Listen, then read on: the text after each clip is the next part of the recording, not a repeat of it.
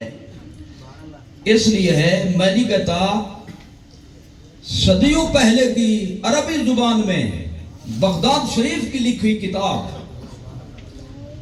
اور اللہ کے اس ولی کامل کے ملفوظات جو بظاہر امی تھے، امی اس معنی میں یہاں پہ کہ کسی کے پاس پڑھے نہیں، لیکن وقت کے بڑے بڑے جید علماء، حفاظ، محدثین، مفسرین، متکلمین، جب ان کو کوئی مسئلہ اڑ جاتا تو حل ان سے کراتے تھے۔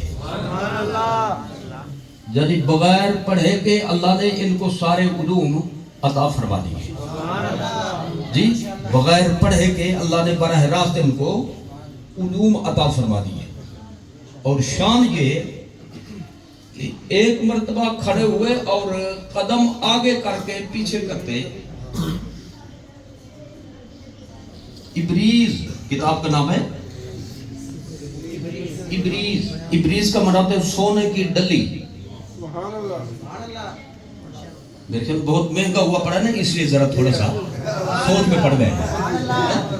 ابریز کا معنی سونے کی ڈلی، یہ کتاب کا الابریز، الابریز یعنی سب سے قیمتی چیز ہے سونا ہر دور میں۔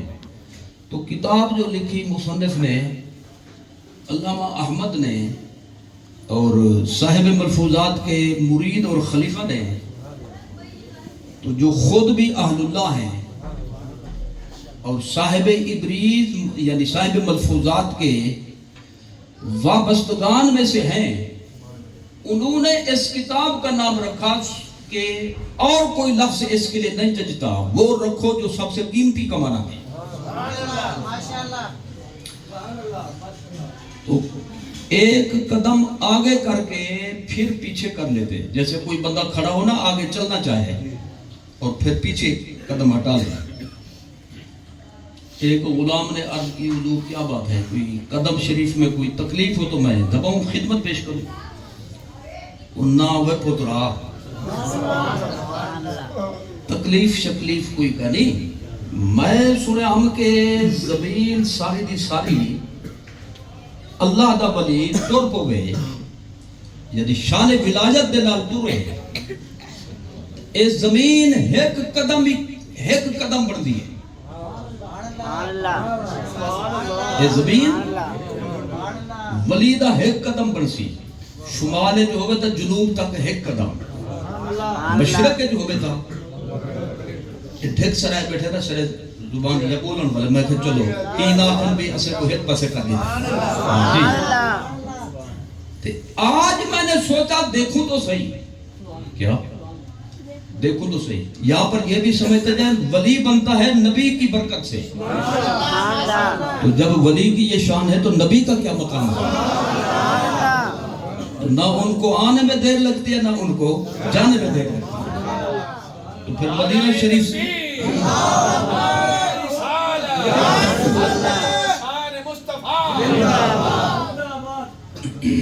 تو اب ذرا غور فرمائیں، تو میں یہ دیکھ رہا تھا دیکھوں تو صحیح جی، اس قول کی حیثیت کیا ہے کہ واقعی یہ ایسے ہی ہے کہ ایک قدم ہے پوری زمین۔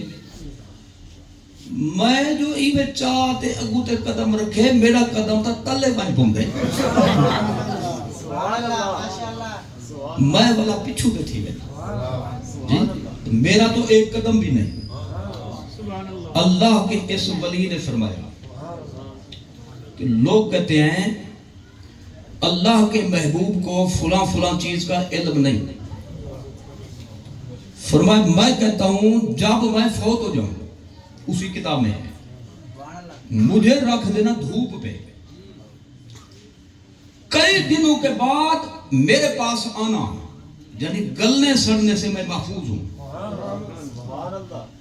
میری وفات کے بعد مجھ سے پوچھنا فلاں چیز کیا ہے، فلاں کیا ہے، میں وہاں بھی تمہیں بتاؤں گا۔ مقصد ہے یہ تو میں غلام کا مقام ہے، تو آقا کا کیا مقام ہے؟ یہ عقیدہ اس طرح سے ساتھ چلے گا، عقائد اہل سنت۔ کوئی یہ نہ کہے شب برات تھی تو پھر دوسرا موضوع کیوں چل پڑا. حضور کی شان کے لیے کوئی دن جی اس کی تخصیص ہے ہی نہیں. جب بھی بیان کرو سارے دن حضور کی شان کے لیے صلی اللہ تعالیٰ علیہ وآلہ وسلم مبارک وسلم. جی تو اب ذرا غور فرمائیں. حضرت صاحب ابریز نے فرمایا میں تمہیں بتاتا ہوں کہ رات کا آخری پہر سب سے افضل کیوں ہے. تو فرمایا یہ ہمارے نبی کے میلاد کا ٹائم ہے. کتاب میرے پاس موجود ہے عربی میں لکھی ہوئی. زیارت کرنے آج تشریف لائیں. کل میں مصروف ہوں, کل نہ صرف باقی جب تشریف لائیں. جی اسی کتاب میں یہ موجود ہے کہ رات کا آخری پہر اس لیے افضل ہے کہ اس میں ہمارے آقا مولا صلی اللہ علیہ وسلم کا میلاد ہوا, پاک پیدائش ہوئی. جی اس لیے دیہات میں پوچھے نا کہ یہ آخری پہر اس کا کیا نام ہے آپ لوگوں کی زبان میں, تو وہ کہتے ہیں وڈا ویلا. وڈا ویلا. کوئی کہتا ہے نور پیر کا ٹائم ہے. جی کوئی کہتا ہے حضور کے نور کا وقت, نور حضور کا وقت صلی اللہ تعالی وسلم. تو یعنی یہ ایسی سچی بات ہے کہ بھئی بندہ ہر مسلمان کی زبان پہ ہے. تو پیچھے سے روایت تھی تو زبان پہ آئی. تو اب سنیے جناب اس رات کی امتیازی شان. ہر رات میں شان ہوتی ہے وقت کی جب رات آدھی ہو جائے یا رات کا آخری پہر ہو.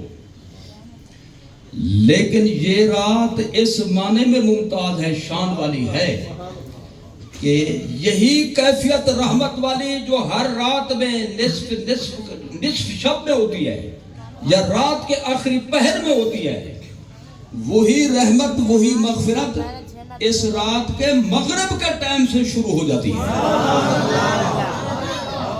اور وہ چلی جاتی ہے صبح صادق تک. اچھا اب یہاں پر جو سوچنے کی بات ہے وہ یہ ہے کہ یہ اللہ تعالیٰ کا انعام ہے, اللہ تعالیٰ کی خاص مہربانی ہے. یہ عموماً یہ ہوتا ہے کہ ماتحتوں کو نوازنے کے لیے حکومتی سطح پر بھی اور جو وڈیرے لوگ ہوتے ہیں, سیٹ ہوتے ہیں, زمیندار ہوتے ہیں, وہ اپنے نوکروں چاکروں کے لیے بھی ان کو کبھی کبھی ان کو کوئی انعامی شکل ان کو دیتے ہیں. کیا دیتے ہیں؟ انعامی شکل. اس کو بہت سے لوگ کہتے ہیں گولڈن چانس, زرین موقع, سنہری موقع. کیا سنہری موقع؟ تو اللہ تعالیٰ نے دیا ہے سنہری موقع. سنہری موقع کیسے ہے؟ سال کی تمام راتوں میں الا ماشاءاللہ جس طرح شب قدر ہو گئی, وہ بھی اس سے مستثنا ہے. یہ شب میلاد ہو گئی جی, کیونکہ وہ تو شب قدر سے بھی افضل ہے. تو جب شب قدر شب برات سے افضل ہے تو شب میلاد اس سے بھی افضل ہوئی. جی تو یعنی یوں سمجھے کہ بھئی شب قدر شب برات سے افضل شب قدر, اور شب قدر سے افضل شب میلاد. جی تو اب یوں سمجھے یہ لگی پوتی. کیا لگی؟ پوتی. پوتی تب ہوتی ہے جب دادا ہو. تو حضور ہے مرکز, حضور ہے مرکز.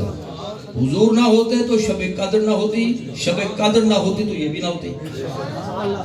تو یہ کڑی سے کڑی ملی ہوئی ہے. تو رسول اللہ صلی اللہ تعالی علیہ وآلہ وسلم مبارک وسلم نے اس رات کو غروب آفتاب سے صبح صادق تک کے طلوع ہونے تک فرمایا کہ وہی کیفیت ہوتی ہے جو عام راتوں میں رات کے آدھے حصے میں ہوتی ہے یا آخری پہر میں ہوتی ہے. تو یہ ہے گولڈن چانس, سنہری موقع, زرعی موقع. وہ کیا ہے کہ آدھی رات کو یا رات کے آخری پہر میں تہجد کے لیے, اللہ تعالیٰ کے ذکر کے لیے, ہر بندہ نہیں اٹھ سکتا ہے، خصوصاً کام کاج کے تھکے ماندے. اس لیے اللہ رسول نے یہ مہربانی فرمائی تہجد کو فرض نہیں فرمایا. پہلے فرض تھی یہ نماز، پھر فرضیت ختم کر دی. معاف کر دیا پھر بھی چپ ہو، پھر بھی خاموش ہو. لیکن اعلیٰ درجے کا مستحب ہونا اب بھی باقی ہے. اعلیٰ درجے کا مستحب ہونا اب بھی باقی ہے. لیکن حضور پر یہ نماز فرض تھی. کون سی؟ تہجد. کیونکہ اللہ تعالیٰ نے فرمایا تھا کہ حضور رونے لگ گئے تو اللہ نے فرمایا کیا بات ہے، کیوں روتے ہو؟ جاننے والا پوچھ رہا ہے، بے کل شیء علیم پوچھ رہا ہے. کیوں پوچھا؟ پوچھتا نہ تو راز کیسے کھلتا اور حضور کے مقام کا کیسے پتہ چلتا. کیوں روتے ہو؟ عرض کی کہ مجھے امت کی فکر ہے. تو اللہ تعالیٰ نے فرمایا کہ چلو کوئی معاملہ طے کر لیتے ہیں. جی یا اللہ کیا فرمانا چاہتا ہے؟ فرمایا آدھی امت میں آپ کی معاف کر دیتا ہوں، آدھی امت کو بخش دیتا ہوں، آدھی میں جانوں وہ جانے، نمٹوں گا ان کے ساتھ بڑی سختی کے ساتھ. حضور نے عرض کی کہ نہیں، میں اس کو قبول نہیں کروں. یہ وہ کہہ سکتا ہے جس کا درجہ ہو، جس کا مقام ہو. اللہ کے سامنے کہے کہ مجھے یہ قبول نہیں، کس کی طاقت ہے؟ اللہ تعالیٰ نے فرمایا کہ دوسری صورت یہ ہے کہ آپ کو رات میں جاگنا پڑے گا. آپ کو رات میں جاگنا پڑے گا. تو فرمایا میں جاگوں گا. تو ساری رات حضور جاگنے لگے. اتنا لمبا قیام کہ امہات المومنین فرماتی ہیں حضور کے قدمین شریفین جی متورم ہو جاتے ہیں، سوج جاتے ہیں. اور ایک روایت میں جیسے سردی میں جیسے ہاتھ پاؤں پھٹ جاتے ہیں، یہ کیفیت بن جاتی اور خون مبارک وہاں سے رشتہ زہر ہو جاتا. تو اللہ تعالیٰ نے فرمایا یا ایھا المزمل قم اللیل، ہمارے معیار پہ پورے اترے ہو، اب نماز تھوڑی کر دو، اب نماز تھوڑی کر دو. جی نیند بھی کرو، اٹھ کر نماز بھی پڑھو رات کو. تو رسول اللہ صلی اللہ علیہ وسلم پر تہجد بہر صورت بعد میں یعنی ساری رات جو ہے وہ معاملہ ختم کر دیا گیا جاگنے کا. تھوڑے سے حصے میں اللہ تعالیٰ نے حضور سے فرمایا کہ آپ تھوڑے سے حصے میں جاگیں. جی کیونکہ جیسے ہم کوئی کہے نا کسی سے تیری تکلیف کی ٹھیری ویلی، سمجھ آگی نا، میرے محبوب میں آپ کا محب ہوں. جی تو اس لیے آپ ساری رات میں نہ جاگے، چھوڑ دیں. قم اللیل الا قلیلا نصفہ او انقص منہ قلیلا، یہ ساری چیزیں اس میں آ گئی. نصفہ آدھی رات، جی او انقص منہ قلیلا یہ آخری حصہ ہو گیا. کیا ہو گیا جی؟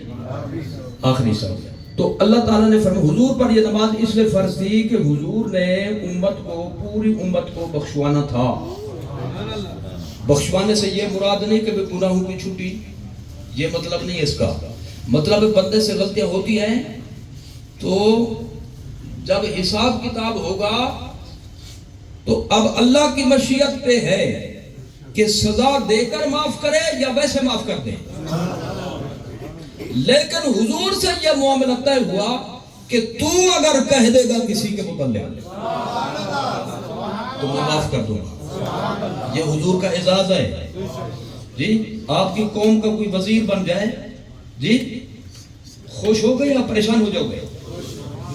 باقی پریشان ہے، ایک دو خوش ہیں. کیوں کوئی بنا جو کوئی نہیں نعرے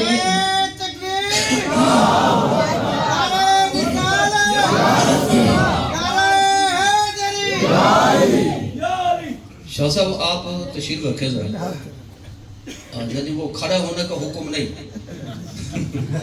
جی تھوڑا کرنے کا حکم ہے. آ جائے ذرا. ہاں جی کرسی نہیں ہے تو ہے جی کرسی. آ جائے ایک شاہ صاحب تشریف فرمائے، دوسرے تشریف لیجیے. جی یہ شاہ صاحب ہمارے پکے جماعتی ہیں جمعہ کے. تو آپ توجہ فرمائیں، حضور کا یہ اعزاز ہے صلی اللہ تعالی علیہ وسلم کہ بخشے گا اللہ جی خالق و مالک کے حقیقی ہونے کی حیثیت سے، لیکن والا سوف یعطیک ربک فترضی مرضی پوچھے گا حضور کی۔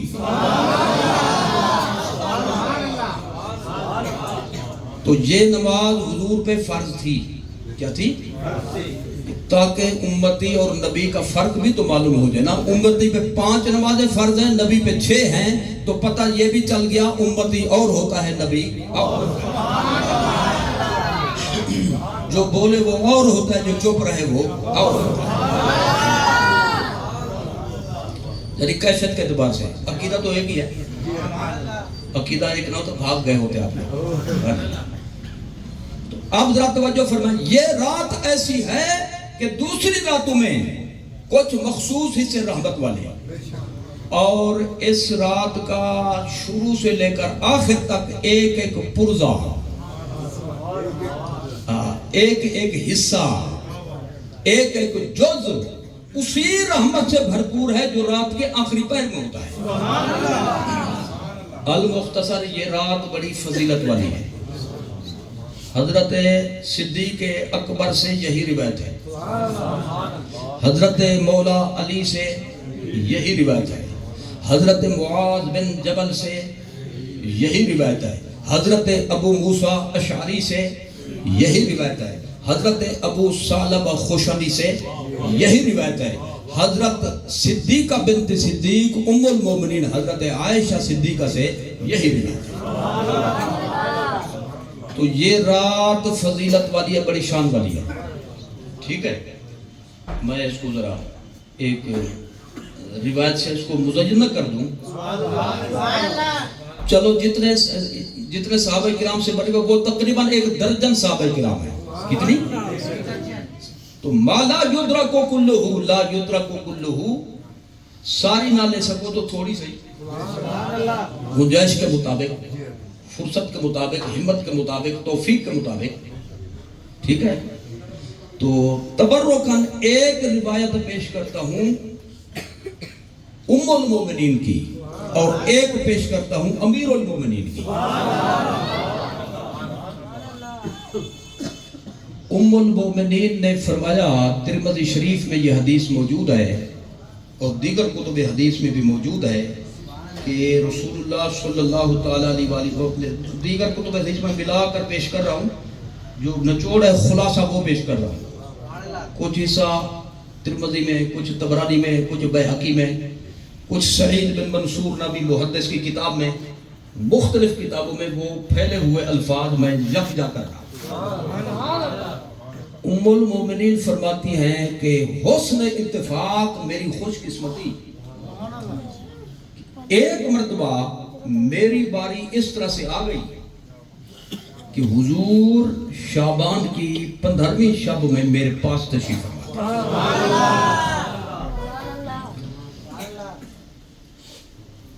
رسول اللہ صلی اللہ تعالیٰ علیہ وسلم نے اپنا لباس مبارک اتارا دن والا، اور آپ کو معلوم ہے کہ نیند والا لباس اور ہوتا ہے جی، دن والا اور ہوتا ہے، جنرل حوالے سے عرض کرتا ہوں، کام کاج والا اور ہوتا ہے جی، کسی محفل میں جانے کا اور ہوتا ہے۔ تو اسی طرح دن کا لباس اور ہوتا ہے اور رات کا ہلکا پھلکا۔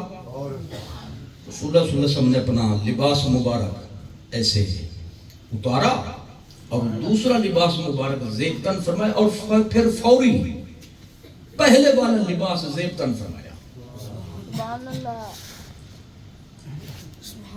فرماتی ہیں کہ میں نے دیکھا تھوڑی دیر میں تھوڑی سی اپنی طرف متوجہ تھی، رات کا ٹائم تھا، نیند کا ٹائم تھا، تو میں نے دیکھا کہ سرکار میرے حجرے میں موجود نہیں ہے، تو حضور کے پیچھے میں چل پڑی، حضور کے پیچھے چل پڑی، اور حضور کو تلاش کرنا مشکل نہیں ہوتا تھا، کیونکہ ان کی مہک نے دل کے اونچے دلا دیے ہیں، جس راہ چل دیے ہیں اونچے بسا دیے۔ کیا مطلب؟ جس راستے سے حضور کا گزر ہو جاتا وہاں خوشبو پھیل جاتی. تو حضور کو تلاش کرنے والا خوشبو کو سونگتے سونگتے جی ہم جہاں سے گزریں لوگ بے ہوش ہو جائیں اور حضور جہاں سے گزریں جی وہ راستے معمر ہو جائیں, معطر ہو جائیں.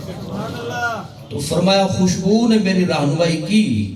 وہ خوشبو پہنچی جنت البقیع میں, مدینہ طیبہ کا جی قبرستان, اور پوری دنیا کا افضل قبرستان, حتیٰ کہ مکہ شریف کے قبرستان سے بھی افضل. وجہ یہ ہے کہ سب سے پہلے اپنی مزارات شریفہ سے سرکار تشریف لائیں گے, صدیق اکبر, فاروق اعظم. پھر جب حضور چلیں گے میدان محشر کی طرف اپنی شان کے ساتھ, تو بقیع شریف والے سارے غلام حضور کے ساتھ ہوں گے, سرکار کے ساتھ. نعرہ تکبیر,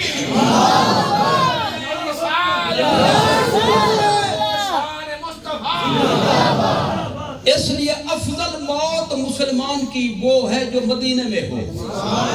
نقطہ یہی ہے کہ حضور کے ساتھ جائیں گے پھر, اور جو حضور کے ساتھ ہوگا کیا فکر ہوگی اس کو, ٹھیک ہے. تو یہ جو کہتے ہیں نا مدینے میں موت ہو, اس لیے نہیں کہتے, یہ نقطہ ہے اس میں جی.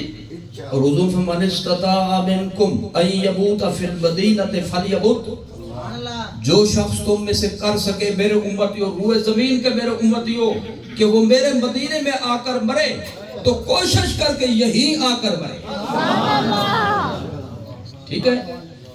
فَإِنَّهُ مَن مَاتَ فِي الْمَدِينَةِ كُنْتُ لَهُ شَهِيدًا وَشَفِيعًا يَوْمَ الْقِيَامَةِ, جو میرے مدینے میں مرا یعنی مسلمان آ کر مرے, یعنی مدینے کا سفر جائے سمجھتا ہوگا تو جائے گا, غلام ہوگا تو جائے گا, محبت والا ہوگا تو جائے گا. تو یہ ہر ایک کے لیے نہیں, یہ محبت والے کے لیے جی. تو میں قیامت کے دن خصوصی اس کی شفاعت کروں گا. شفاعتیں 27 قسم ہیں, حضور کی شفاعتیں 27 قسم ہیں. ایک قسم یہ ہے کہ جو مسلمان مدینے میں نیت کر کے آ کر مرے, اس کے لیے خصوصی ایک باب ہے, ایک چیپٹر ہے اس کا پورا, کہ یعنی وہ گروپ بنے گا قیامت کے دن جو نیت کر کے آئے تھے مدینہ میں مرنے کی. اللہ فرمائے گا علیحدہ گروپ بناؤ, تمہارا انعام الگ سے ہے.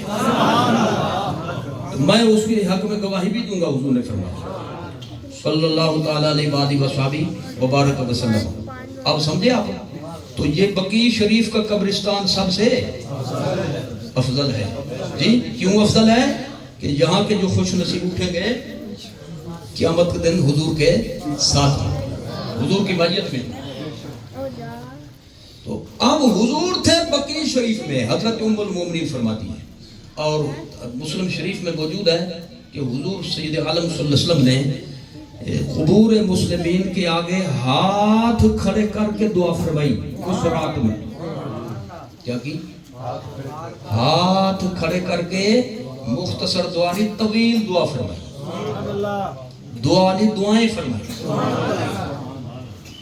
تو اب یہ فیصلہ بھی آپ ابھی بیٹھے بیٹھے کر لیں کہ جب نبی کے غلاموں کے مزارات میں ہاتھ کھڑے کر کے دعا کر سکتے ہیں, تو روضہ شریف پہ کیوں نہیں کر سکتے, روضہ شریف پہ کیوں نہیں کر سکتے.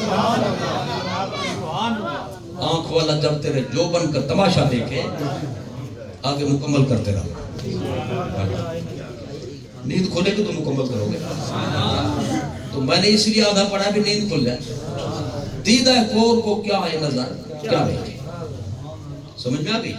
تو فرماتی ہے میں نے جب حضور کو دیکھا میں جلدی جلدی اپنے حجرہ شریف میں آ گئی. اور حجرہ شریف یہی تھا جو سبز گنبد کی شکل میں ہے. یہ کن کا گھر ہے؟ ام المومنین حضرت عائشہ صدیقہ کا گھر ہے. اتنے میں سرکار بھی تشریف لے آئے. بہت سی تفاصیل میں چھوڑ رہا ہوں, لب لباب عرض کرنا چاہتا ہوں جو جملہ ہمیں جو جملے چاہیے اس وقت. حضور نے فرمایا کہ آج مجھے اجازت دوگی میں قیام کروں, میں جاگ کر عبادت کرنا چاہتا ہوں.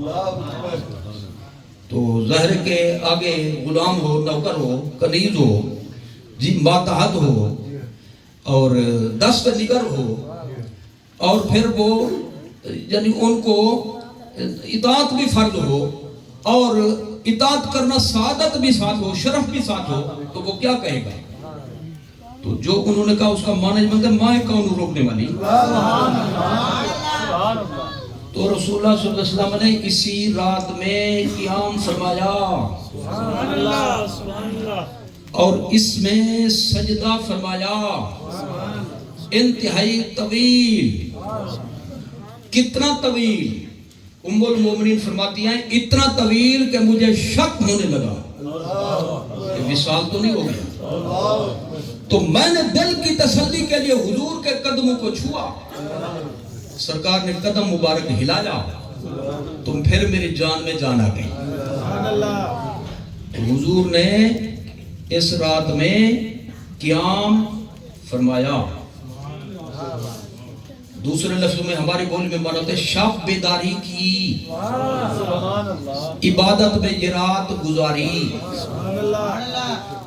اور مولا علی کی روایت میں ہے کہ حضور نے یہ بھی ساتھ فرمایا اذا کانت لیلۃ النصف من شعبان فقوموا لیلہ وصوموا نہارا. جب یہ 15ویں رات آ جائے شعبان کی، رات کو قیام کرو. کیا بھی اور فرمایا بھی.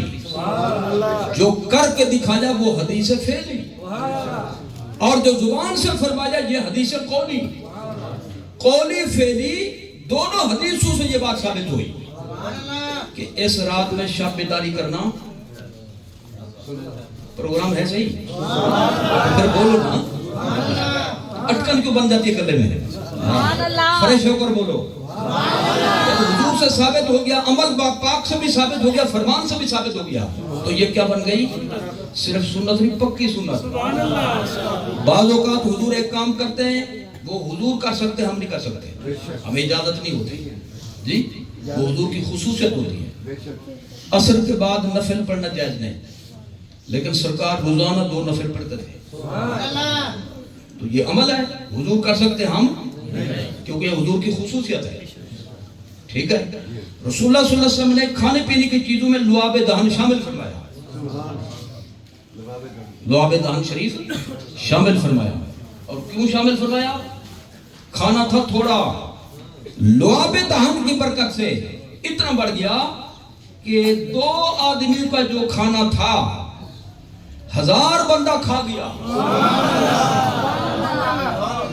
کھانا ختم ہونے میں نہ آیا. اہل خانہ گھر والے پریشان ہو رہے تھے، 1000 بندہ جو آگے کیسے پورے کریں گے جی.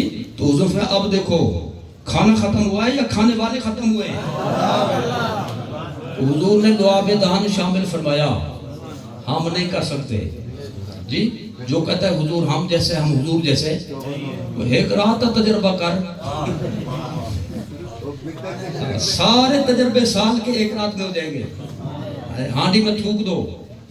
اور میں مشورہ نہیں دے رہا، میں یہ کہہ رہا ہوں بھی کرنا ہے تو کرو اپنی ذمہ داری پہ. کوئی مسئلہ بنا تو نہیں. چلو اب ذرا غور فرمائیں. آپ تو نیند کھول دے سب کیا. اب مطلب ہے بیوی بھی برداشت نہیں کرے گی، بچے بھی برداشت نہیں. بچے کہیں گے یہ گائے کو کھلا دو، بکری کو کھلا دو. بیوی کہے گی نالی میں پھینک دو جی، تھوکوں والا کھانا کھانے کے لیے جی. تو یہ بات ہے. صحابہ کرام کا یہ عقیدہ تھا حضور ہم جیسے نہیں. اور حضور کا لعاب دہن شریف ہر بندے کی تھوک الا ماشاءاللہ بیماری ہے. اسپتال چلے جائیں جگہ جگہ لکھا ہوتا ہے تھوکیے مت. کیا تھوکیے مت؟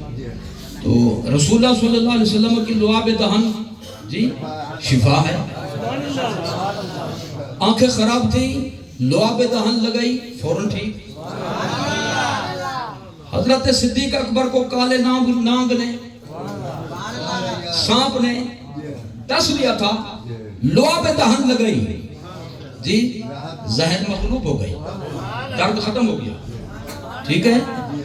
اگر بچہ بھوک پیاس سے رو رہا تھا، ماں کی چھاتی میں دودھ نہیں تھا اور بھی انتظام نہیں تھا، رسول اللہ صلی اللہ علیہ وسلم کی لعاب دہن کا ایک